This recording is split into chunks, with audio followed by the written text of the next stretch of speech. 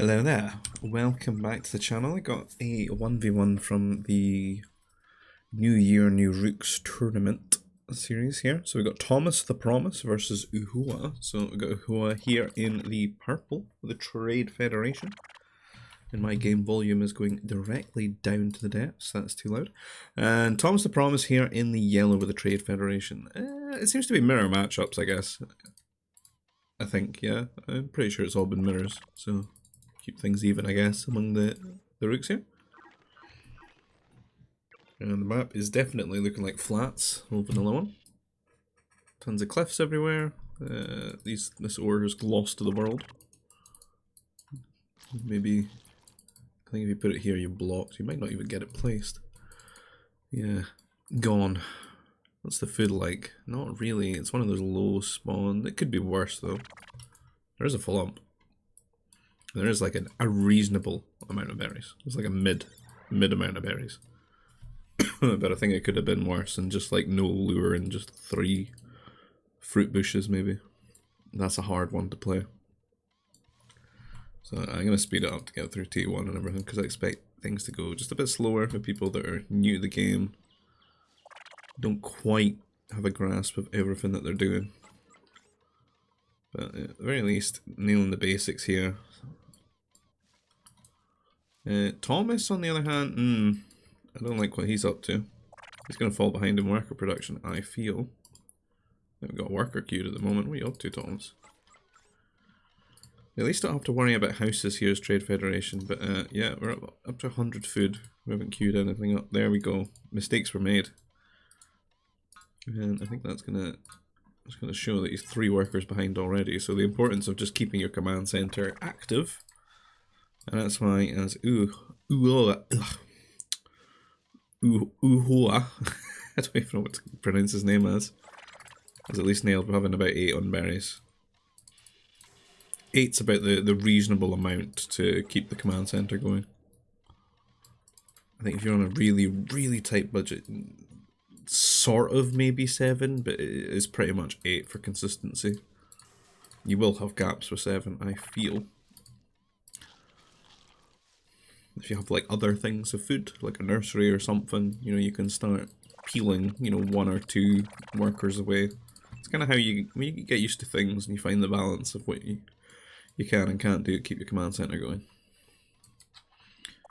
But more often than not, we only really want to get about 4 to 5 workers onto carbon early, and then the rest just goes on to food, right? So we can keep our production going. Oof, that's a oof, Jesus. This is a. These are not the moves. The early troop center. This is, yeah. So we don't have a nursery in this game because there's no nerfs. Oh god, I forgot about the flumps. Have they not, neither of them eaten their flump? Oh. A prison. Well, at least they're doing the same thing, so we've got the don't know what we're doing meta. Oh god, he's going for a nursery though. That's wild. I need to sneeze, is it because I'm allergic to this kind of gameplay?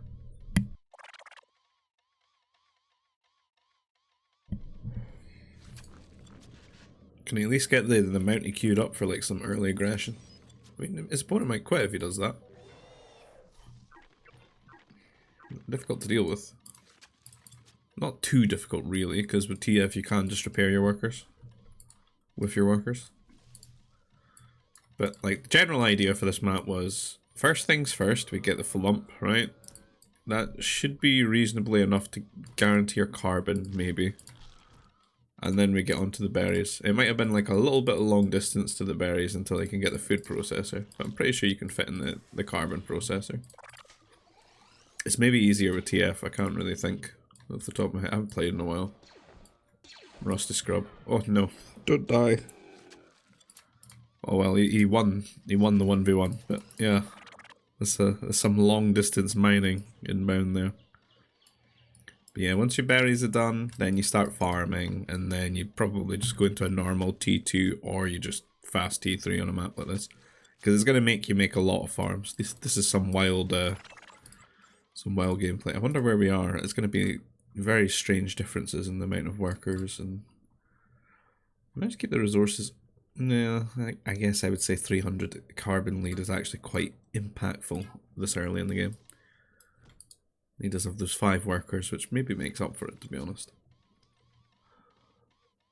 Or accounts for it, rather. So the Mighty's going to hit him here, and I think it's going to be kind of scary for him. He doesn't have basic training. He's only just started getting his farms down. He does have his own troop center, which can maybe like queue up a trooper recruit, but it's going to take a long time.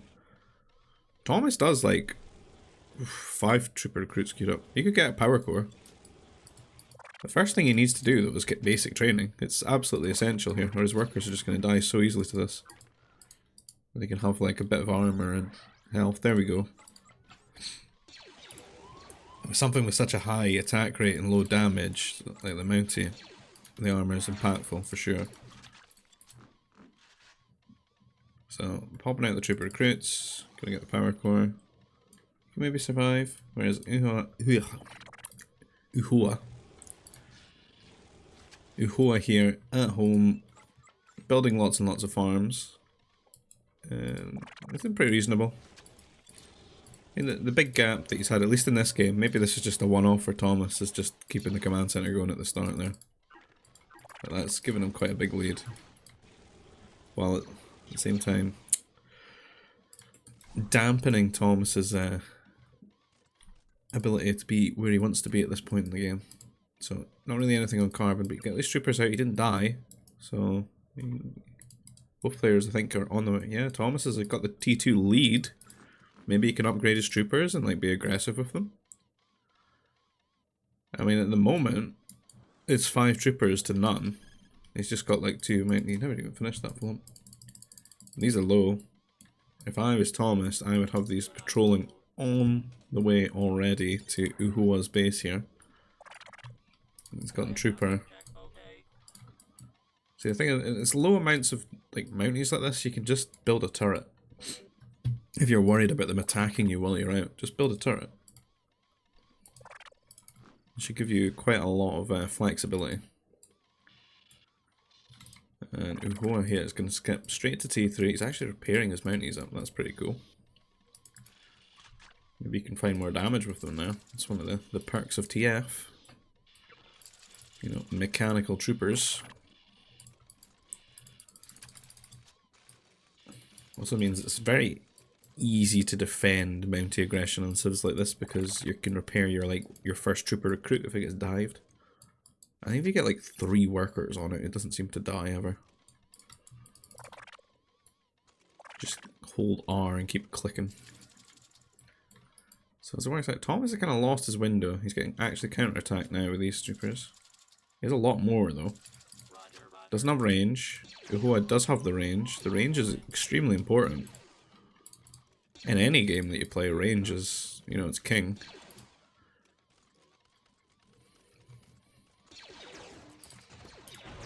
You can see the range is in the hill as well for the elevation bonus. These guys are, maybe.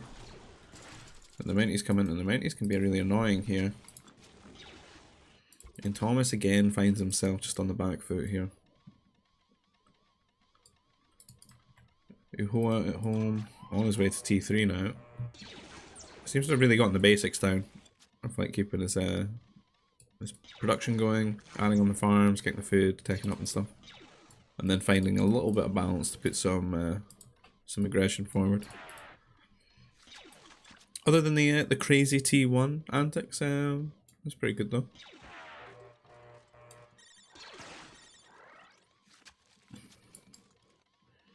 I do just feel that that T1 is not the way to be going, but it might be in this this rookie tournament. Since the players might not be strong enough to handle such an early Mountie. Might make him feel more comfortable too. Having all that scouting information, knowing what your opponent's up to, etc. And react and play accordingly. Oohoa hits T3. It's quite the lead that he's got now after that trooper trade. Just the amount of farms that he's built up. His economy to scale is just much greater than Thomas's at the moment. And that's going to show in that 14 worker lead that he's got at the moment. So Thomas is just not going to be able to get up to T3 as quick as he'd like. Just doesn't have enough farms, enough food income. This nicely placed food processor that you could have farms wrapped around, just so much on carbon. We don't have any turrets or anything to defend, and the strike mechs are going to come in here. They did make a grenade trooper. Got some good hits with it. Another one that's dead. Does clean the first one up there. Should be more than that though. Air base as well. That can get very tricky when you're dealing with both strikes and fighters, because they sort of give each other... They're quite complementary, to be honest, since they can counter each other's counter. So the grenade trooper, he can't look up, and the anti-air trooper, well, he dies in like 2 or 3 hits from the strikes. Because they've got such big anti-bonus, or anti-trooper bonus damage. So. Have a strike here. Scout joining in. 2 strikes, 2 fighters. Should be able to go in with the fighters and just kill off the grenade trooper and then bring the strikes in. Is that like a walling carbon processor? We can kill the grenade trooper. Need to click on it there. Not really the best thing to rely on. The strikes can just kill the anti-air troopers. So, whenever you get stuck in T2, I feel like it's always better to go for double turrets and then put workers to ore rather than onto Nova. And if you want to get your Nova to tech up, you just use your spaceport, which will be one of your buildings. And that way you can pretty much get like 3 turrets down, and you know, when things go wrong you can garrison your workers in the turrets. The turrets can't be countered by units really, so I think it's the best way to keep yourself safe in T2. Thomas is trying to stick it out here, but I would say he's pretty screwed at this point, since there's just so many strikes and so many fighters now, and it's just too difficult to play against that without really being T3 at this point. It's just too late now. And then in T3 it becomes mech destroyer, anti-air turret really. This is the best way to deal with this kind of harassment.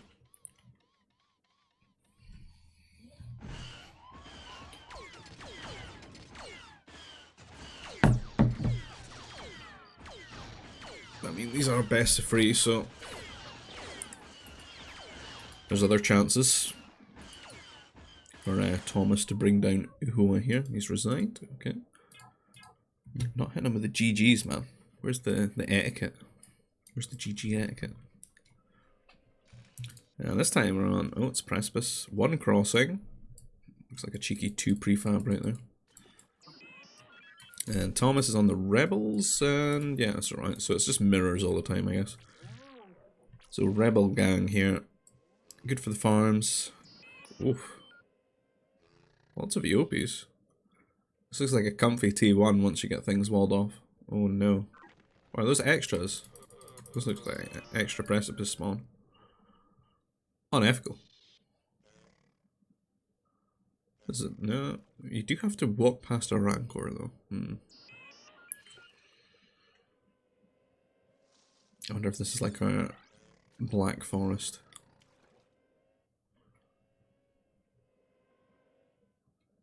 I swear, not a lot of people ever really knew, oh there they are, about these like extra spawns. Like through the years. It's like only the few like nerds would know. Oh yeah, there's like extra spawns of hunt on these maps, or extra nerfs in the corners spawns of the map, like Motherload.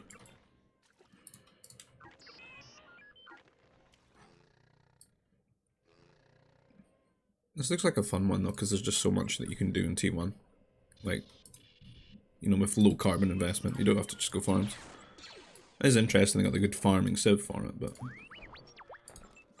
So Oohoa here, getting some guys onto the OPs here, while they're in the Famba. Looks pretty nice. It'd be great if you can scout these. I feel like I'd definitely go for that, even in a 1v1 if I scouted it. I don't think like your opponent would ever really scout it, so it actually wouldn't be the worst little wander. We're like 4 or 5 workers maybe. It's quite a distance. You do get to eat like some shorefish afterwards though. Maybe not on this one specifically because there's so much food. Because this should really see you right, and you could be fishing. And you got some berries too. I think if there was like less food in general, these kind of spawns would be much more desirable. I think Oohoa's one is pretty desirable though, because it's not too far away. Kind of just, you're always going to go for that, right? And scouts fighting each other while this Rancor referees. I think Thomas has got it here though. This could be bad for it. I don't know why he's actually humouring this happening in the first place. This is the worst walling of a precipice I've ever seen. She's the crossing. I mean that, I think wall's there. It looks like Thomas did win triumphantly here. Did he pull away? Oh, he did. He snuck away. 3 hits. 3 hits from death. I was looking for the kill. There's no kill on his character there.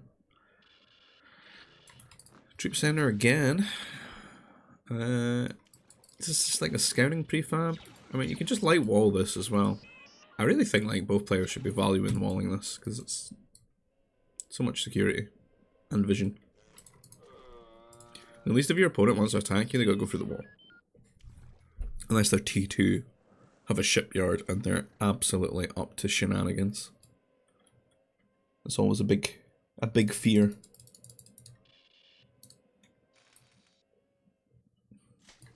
That's why when you wall on this as well, you want to make sure you got your scout on your opponent's side, rather than trapped on your own landmass.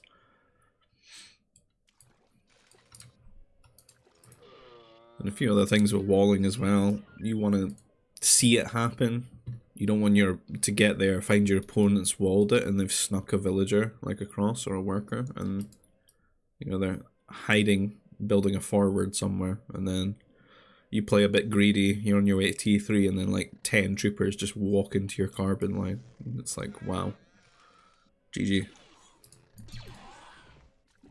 So Mounties out for Thomas here. Pretty healthy T1. Building up these Mounties. Oohoa should see this coming, but again, doesn't really have anything set up to defend it. He's hit T2. He could build turrets to defend. Like, it's maybe turret here in this scenario.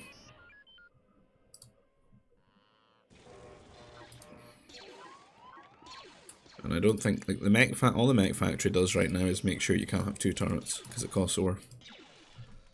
I think it would have been best to just spaceport war center or something like that, and turret, and then get your power core walled somewhere, build an airbase when you take up.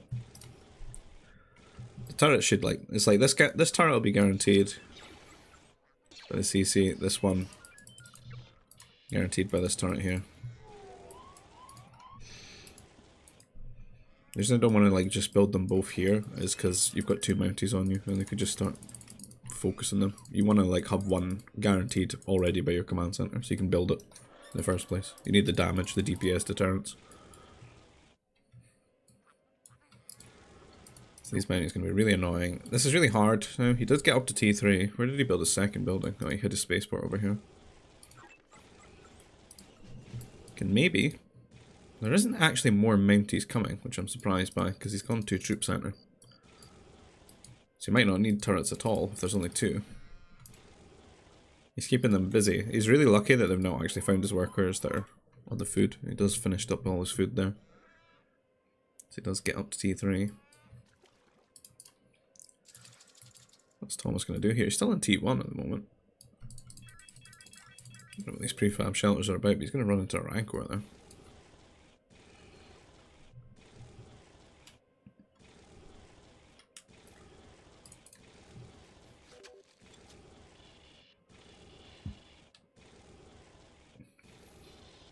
So, power core going up. They'll be guaranteed by the CC. Airbase going to be dropped. And Oohoa should be fine here. And Thomas is still on T1. Which is kind of a mistake.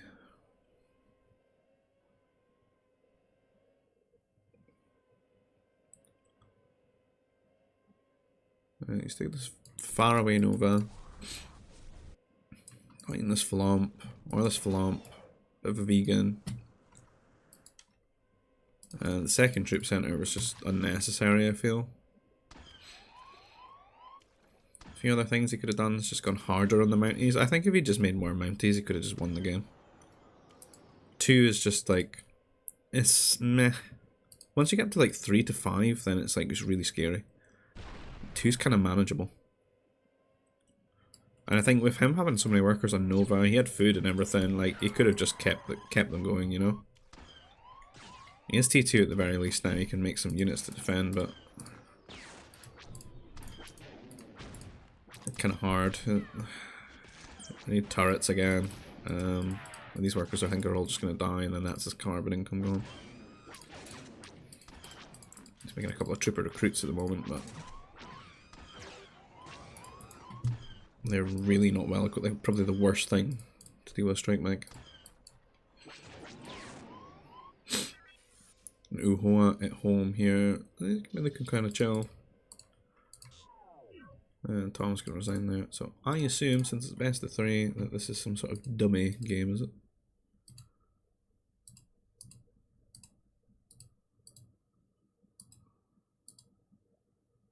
Or is it just they play 3 games? In general. Alright. I thought it was like best of 3. Well, Nova Assault then. Let's go. Oh, whoa. The Cadus. Goddamn Cadu Canyon right here.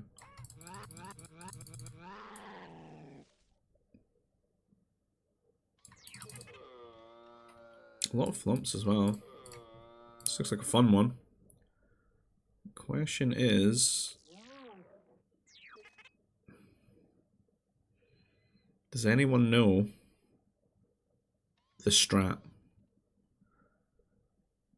Once upon a time, I can't remember what it was, but this was some sort of tournament game in some sort of tournament thing for GPG. And Brat's like, comes across to me and he said, yeah, come play Nova Assault with me. I want to practice something. What does he do? He just gathers up all the Rancors with a medic and just drops them on you. It's like, yeah, this is my strat for this map. It's the worst possible thing to deal with. Your only hope is that they all aggro on one of your workers and you can just send them back across to your opponent, and then it becomes some sort of game of Rancor ping pong. And in terms of the civ they've got here, Zan Consortium. Don't know if it's going to matter too much with how these games have been going. They've been pretty early aggression, over quite quickly. Loads of food though. Shouldn't need to build any farms at all in this game. You can get stuck in a carbon processor once you've got your lure going. What are these buzzards? Oof. Oh, it's finished. It's fine. Is Thomas munching on his nerves, is he?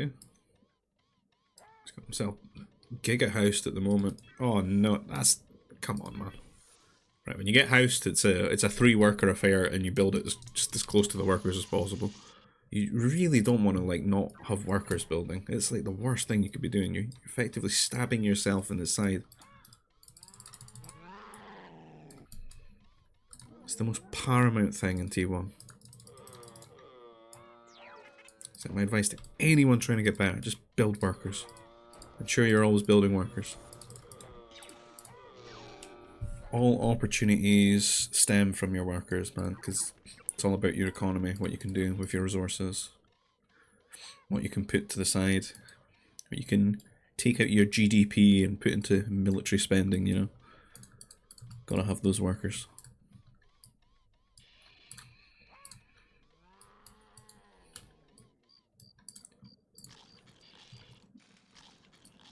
Ah, Thomas. What is the scouting? You need to be scouting around the command center. around this area. This is like a horrible, horrible situation. You're missing 6 lure and 7 caddies.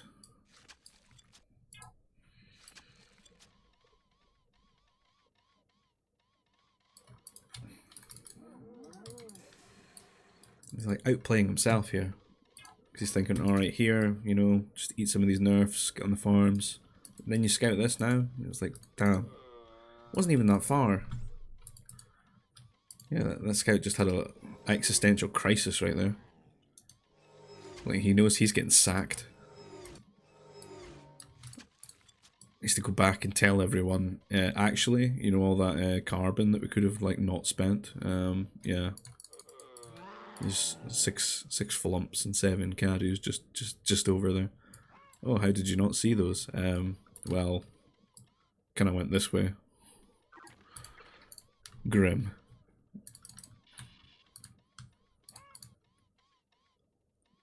I got power core going down. It's an interesting one. I guess he's on his way to T2, is he? No.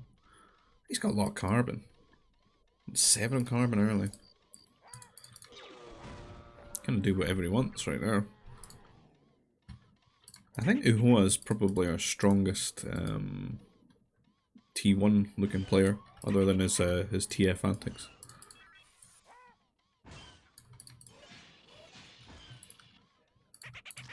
I like this, the double food processor. This is a man who's going to get a lot of enjoyable food here in the center.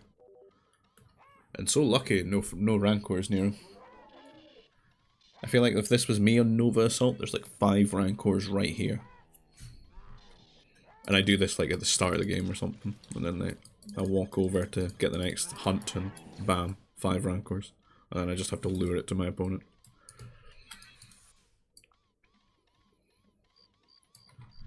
There's Thomas getting on. He did get his D2.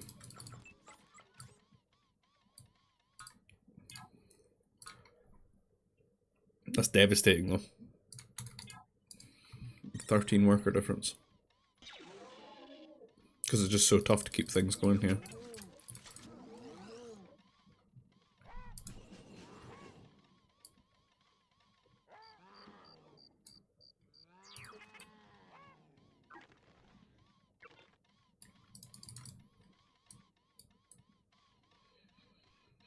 I guess what's nice with these as well is that you're sort of near the center where your workers already.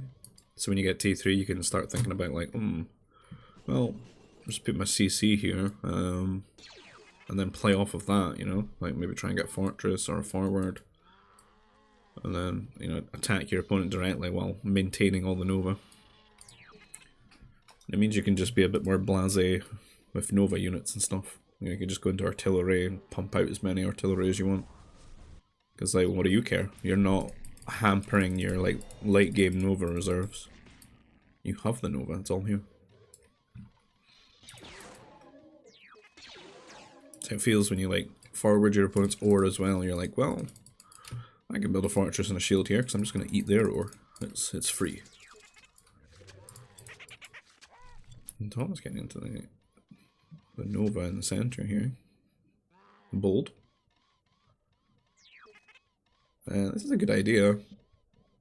Especially when you think about if you're going to play around the center. Oohoa here is just walling his base, which should limit any harassment that comes to him. Because that would be, you know, your way. If you were stuck here as a defender, maybe that's a way you could get back in, as my going for your opponent's economy back at home, going around the center. So it's a good idea with the wall.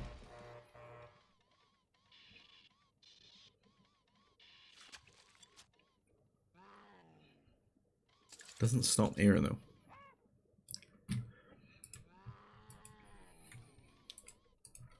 So where's Thomas at?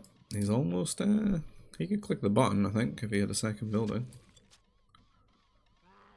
Just missing that second building. Wait, does he not need it on Zan? Has Zan, like, got memes? I can't remember. Or is that another Civ? No, I think they're just to get 100 Nova when you attack. It's first order, isn't it? That's the... Well, Strike Mike's here has found a Nova. There's only 3 workers there, though. By Thomas sometime. if he wants to get some sort of defense set up for this strike mix. They are, again, the split of fighter, strike mech. Oohoa just seems very well prepared with his gameplay.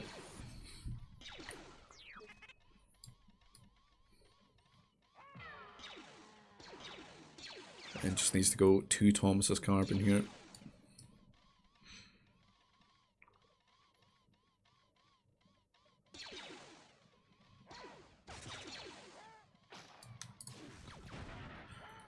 A war center, finally. But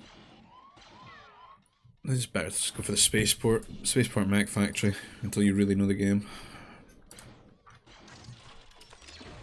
So it's just going to give you a lot more flexibility. You need to build the anti-air troopers up and protect them. Garrison them into buildings. You can garrison inside your building until you want to use the units as well. Keep them safe. But here, again, it's going to be too many strikes, too many fighters. When you're behind, you want to get turrets. You want to build these things up and keep them safe, garrison them, use them where you can. And trying to get up to T3 yourself. Because these units are practically OP when you're in T2.